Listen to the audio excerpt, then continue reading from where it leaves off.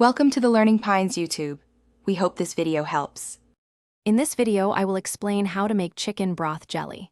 To begin, select high-quality chicken bones and parts, such as backs, necks, or feet, for the best gelatinous result. This process transforms simple ingredients into a versatile, nutrient-rich base for soups, sauces, and gravies. It's a fantastic way to utilize leftover chicken and extract maximum flavor and extract maximum health benefits from your ingredients.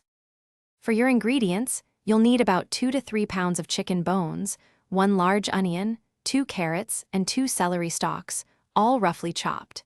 You'll also need a few sprigs of fresh parsley and a teaspoon of whole black peppercorns. Roasting the bones first at 400 degrees Fahrenheit for about 20 minutes will significantly deepen the broth's flavor.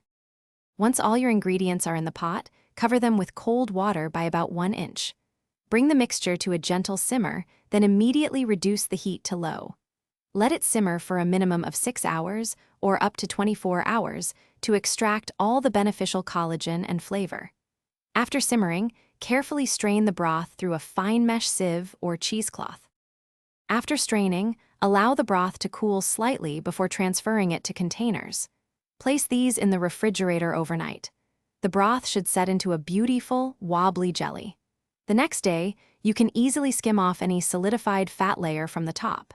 This rich, gelatinous broth is perfect for cooking or sipping.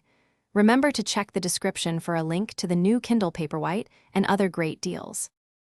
Thanks for watching. Consider subscribing if we helped you.